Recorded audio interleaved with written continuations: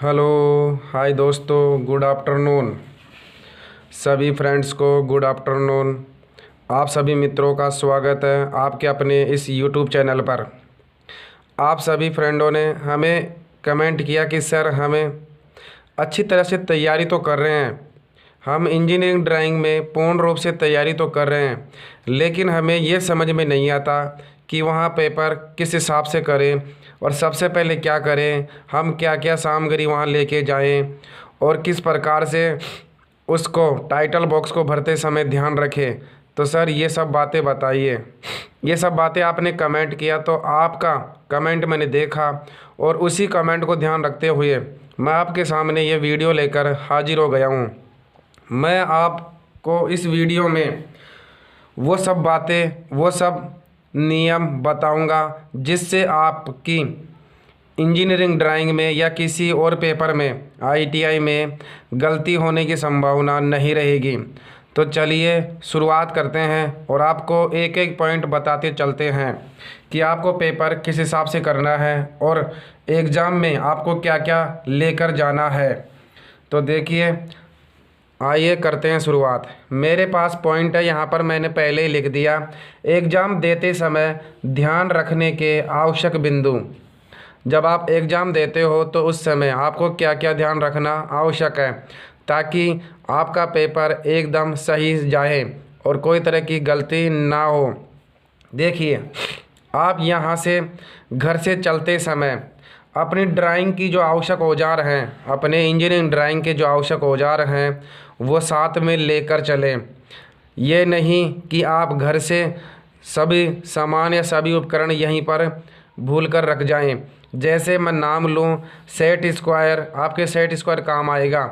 रबड़ है, रूल है, शॉर्पनर है, चांदा है, स्केल है, प्रकार है, पेन है आदि। ये सभी आपको इंजीनियरिंग ड्राइंग में पेपर देते समय वहाँ कॉलेज में ले जाना ज़रूरी है या सेंटर पे ले जाना ज़रूरी है ताकि आप एक दूसरे की हेल्प ना ले सकें, क्योंकि आधे से स्टूडेंट एक दूसरे के सामान लेने और देने में ही पूरे हो जाते हैं, अतः वे अपना पेपर पूर्ण रूप से नहीं कर पाते। इसीलिए ये सभी उपकरण प्रत्येक स्टूडेंट अपने साथ ले जाएं, प्रत्येक विद्यार्थी अपने साथ ले जाएं ताकि वो किसी और उपकरण की दूसरे से आवश्यकता नहीं पड़े। उसके बाद दूसरा पॉइंट ध्यान रखना होगा आपको। सबसे पहले ध्यान से टाइटल बॉक्स को भरें।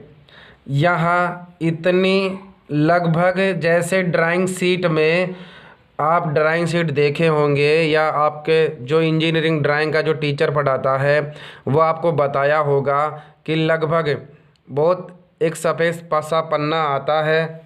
उस पन्ने में एक दाईं तरफ, इधर एक दाईं तरफ एक टाइटल बॉक्स आता है। उस टाइटल बॉक्स में बहुत सारी चीज़ें लिखी हुई होती हैं। जैसे रोल नंबर लिखना है आपको, तो आपके रोल नंबर पूरे पूरे अंकों में जो हैं वो लिखा आएंगे, शुरुआत से अंत तक रोल नंबर अंकों में लिखा आएंगे। तो वो रोल नंबर ढंग से पढ़ना और ढंग से पढ़ के उनको आसानी से आराम से लिखना ताकि कोई अक्षर गलती ना हो। उसके बाद रोल नंबर शब्दों में आते हैं, तो रोल नंबर शब्दों में अंत के जो आपके नंबर होते हैं वो अंत के 4 या 5 अंकों में होते हैं, वो लिखा आते हैं। चाहे वो 4 अंकों के लिखा आए हों या फिर 5 अंकों के, वो शब्दों में अपने वहाँ जो एग्जामिनर लेते हैं टीचर वो लिखा देते हैं, स्वयं विद्यार्थी गलती ना करें। उसके बाद कॉलेज का नाम, जहां आप कॉलेज में एग्ज़ाम दे रहे हो उस कॉलेज का नाम आएगा, दिनांक आएगी, वार आएगा और स्वयं विद्यार्थी के हस्ताक्षर आएंगे। मैंने अधिकतर स्टूडेंटों को देखा है कि वो रोल नंबर अंकों की जगह शब्दों में लिख देते हैं और शब्दों की जगह अंकों में लिख देते हैं और उसके बाद फिर वाइटनर मांगने की कोशिश करते हैं। अगर फ्रेंड्स आपने उस इंजीनियरिंग ड्राइंग में या किसी भी और पेपर में वाइटनर, जानते हो ना वाइटनर, अगर वाइटनर लगा दिया, वाइटनर अगर आपने वाइटनर लगा दिया ना तो आपकी कॉपी 95% चेक नहीं होती है, क्योंकि एग्जामिनर की नज़रों में ऐसा माना जाता है कि आपने या तो किसी और से कराई है या फिर आप किसी ने डुप्लीकेट काम किया है। तो इसीलिए वाइटनर नहीं लगाएं। तो इससे अच्छा है स्टूडेंट्स, विद्यार्थी सभी अपना काम ढंग से करें, तरीके से करें। कोई भी चीज़ समझ में नहीं आए तो वे अपने कॉलेज में जो रूम में जो टीचर आता है उनसे स्पष्ट पूछ ले और उसके बाद ही अपने रोल नंबर, शब्दों में, अंकों में, कॉलेज का नाम, कोड, ये सभी आसानी से भरें, क्योंकि इसके लिए अलग से टाइम दिया जाता है। तो विद्यार्थी ये गलती नहीं करें, क्योंकि अधिकतर विद्यार्थी इन्हीं रोल नंबर, अंकों में और शब्दों में कॉलेज का नाम लिखने में गलती कर देते हैं अक्सर, और फिर वो वाइटनर लेते हैं और वाइटनर लगाने पर आपकी कॉपी चेक नहीं मानी जाती है, आपकी कॉपी चेक नहीं होती है। तो इसीलिए दोस्तों, आपने कितना ही अच्छा पेपर क्यों ना करके आए हो, लेकिन अगर आपके रोल नंबर, अंकों में और शब्दों में मिस्टेक है तो आपकी कॉपी जांच नहीं होगी। तो ये विशेष तौर से ध्यान रखने की बातें हैं कि आप वाइटनर नहीं लगाएं। इससे अच्छा है कि आप अंकों में, शब्दों में, कॉलेज का नाम, पिन कोड, नंबर, वार, डेट, ये सभी अपने जो क्लासरूम में जो टीचर आता है एग्ज़ाम लेने, उनसे ढंग से भरवाएं या उनसे पूछ के भरें, ताकि कोई गलती ना हो विशेष तौर से। उसके बाद देखो, तीसरा पॉइंट है, समय से पहले एग्ज़ाम सेंटर पर पहुँचें। समय से पहले एग्ज़ाम सेंटर पर पहुँचें। मैंने बहुत सारे विद्यार्थियों को देखा है कि वो अक्सर समय में 5 मिनट होती है, टाइम में पूरा होने में 5 मिनट होती है, तब वहाँ एग्ज़ाम सेंटर में पहुँचते हैं और जल्दी जल्दी कुछ ना कुछ सामान बाहर भूल जाते हैं या कुछ सामान अंदर घर पर छोड़ आते हैं।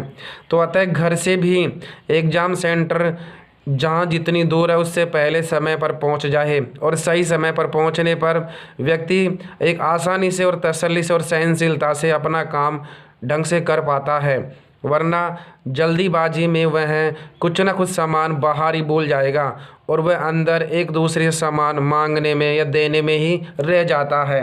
अतः तो समय का एग्ज़ाम सेंटर पर पहुंचने से ये ध्यान रखें कि एग्ज़ाम में सेंटर, जहां पर आपका सेंटर आए, वहां समय से पहले पहुँचें। उसके बाद सभी विद्यार्थियों ने कमेंट किया कि सर हमें क्या ले जाना है साथ साथ में। तो देखो, अपनी आईडी ले जानी है। अब आईडी प्रूफ भी ओरिजिनल ले जाना है, जैसे आधार कार्ड ओरिजिनल होना चाहिए आपका, अपनी फ़ोटो होनी चाहिए, मिनिमम 2 फ़ोटो तो साथ में ले ही जाना। उसके बाद जैसे पैन कार्ड हो या फिर कोई सी भी आईडी प्रूफ हो जो आपके साथ होनी चाहिए ओरिजिनल, क्योंकि वहाँ एग्जामिनर देखता है और गेट में एंटर लेने से पहले आपकी ये सब चीज़ें जांच की जाती है, चेक की जाती है। अतः आप ये सब आइडिया और ये सब प्रूफ अपने साथ लेकर जाएं।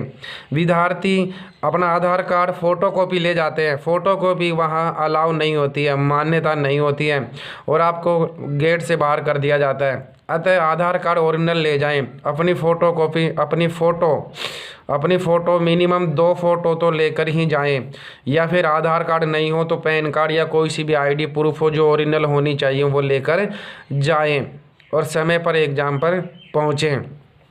मैंने देखा है बहुत सारे स्टूडेंट आधार कार्ड फ़ोटोकॉपी लेकर आते हैं या फिर घर से फ़ोन करके मंगाते हैं या फिर किसी और क्या काम करते हैं, तो उसमें वे अपना समय बर्बाद कर देते हैं और एग्ज़ाम में मिनिमम आधा घंटा या 1 घंटा लेट बैठ पाते हैं और उनसे उनका पेपर अधूरा रह जाता है और वे लास्ट में नतीजा फेल होने की संभावना हो जाती है।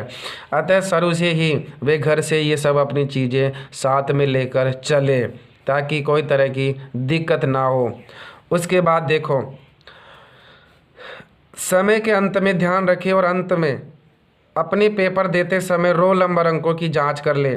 मैंने देखा है लोग बहुत सारे ऐसे बैठे रहते हैं कि पेपर कर लेंगे, हाल तो बहुत सारा समय पड़ा है, पेपर कर लेंगे, बहुत सारा समय पड़ा है, तो इसके चक्कर में वो पेपर को कर ही नहीं पाते और लास्ट के अंत में उनका पेपर छूट जाता है और छूट जाता है तो फिर वो निराश हो जाते हैं और रिजल्ट उनका फेलियर में आता है।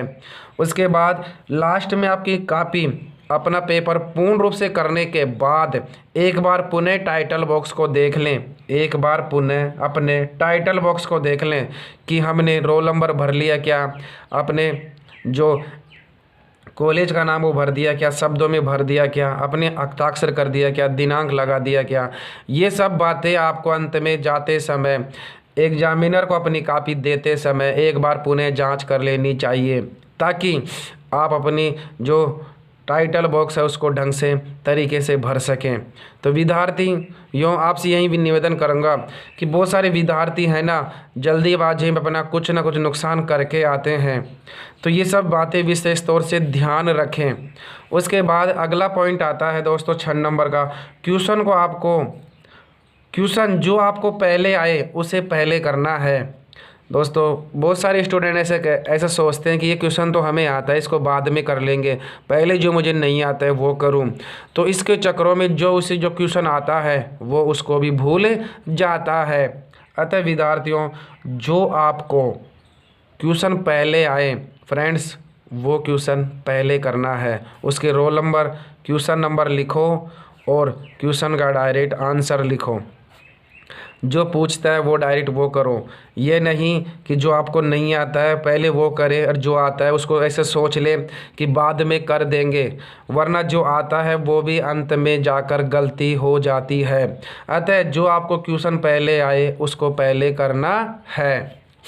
उसके बाद देखो, क्वेश्चन को अच्छी तरह से पढ़ना है और फिर उसके बाद उत्तर उसका देना है। मैंने बहुत सारे स्टूडेंटों को देखा है कि क्वेश्चन को शुरुआत से ही पढ़ते हैं लेकिन अंत में जाकर पढ़ ही नहीं पाते, या फिर पढ़ते ही नहीं है। शुरुआत में जो क्वेश्चन दे रखा है उसी को करके क्वेश्चन करना शुरू कर देते हैं। तो विद्यार्थियों आपसे निवेदन है कि क्वेश्चन को पूरा पढ़ें और क्या कहना चाहता है उसके बाद उसका उत्तर दें। ये नहीं कि क्वेश्चन को आधा पढ़ा या आधा पढ़ा उसके बाद क्वेश्चन का उत्तर देना शुरू कर दिया, तो आपका नुकसान हो सकता है दोस्तों, क्योंकि अंत में जाके और भी चीज़ें दी हुई होती हैं। जैसे बहुत सारे क्वेश्चन ऐसे कहते हैं इंजीनियरिंग ड्राइंग में शुरुआत में, जैसे पहला क्वेश्चन उसमें पूछता है ना फ्री हैंड स्केच, तो फ्री हैंड स्केच कभी कभी तो पूरे फ्री हैंड स्केच बनाने पड़ते हैं और कभी कभी 2 या फिर 3, कभी कभी 2 या 3 चित्र बनाने पड़ते हैं। तो शुरुआत में दोस्तों ध्यान रखना कि आपको क्वेश्चन क्या है क्या नहीं है, उसकी अच्छी तरह से जांच करने के बाद उसका उत्तर दें। दोस्तों मेरा ये वीडियो बनाने का उद्देश्य यही है कि मैं विद्यार्थियों को समझा सकूं कि आपको पेपर किस हिसाब से करना है, क्या करना है। इससे नेक्स्ट वीडियो में आपको मैं क्वेश्चन के तरीके समझाऊंगा कि पहला क्वेश्चन किस प्रकार से आएगा, दूसरा क्वेश्चन किस प्रकार से आएगा और तीसरा क्वेश्चन क्या होगा, और आपको क्वेश्चन कैसे पढ़ना है और उसकी रीडिंग कैसे करनी है, फिर उसका उत्तर देना है। और मैं अगले वीडियो में जल्दी ही संभावित क्वेश्चन लाऊंगा आपके लिए, ताकि आप ढंग से तैयारी कर सको, क्योंकि आपकी 13 दिसंबर से एग्ज़ाम शुरू हो गई है, 13 दिसंबर 2021 से। तो नए विद्यार्थी जिनका एडमिशन 2019 में था उनकी सेकेंड ईयर की एग्ज़ाम लगेगी, और जिनका एडमिशन 2020 में है उनकी फर्स्ट ईयर की एग्ज़ाम लगेगी, जिसमें अभी तो ओनली प्रैक्टिकल और ड्राइंग का पेपर लगेगा, बाकी सीबीटी पेपर आने वाले जो डेट आएगी उसमें लगेगा।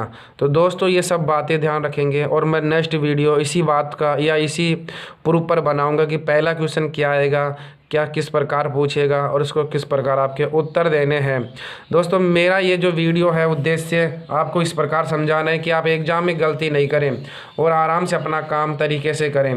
दोस्तों मेरा ये वीडियो आपको कैसे लगा मुझे कमेंट करना और बताना। दोस्तों फिर मिलते हैं नए वीडियो में नए टॉपिक के साथ। तब तक के लिए सभी विद्यार्थियों को जय हिंद, वंदे मातरम, राम राम साहब।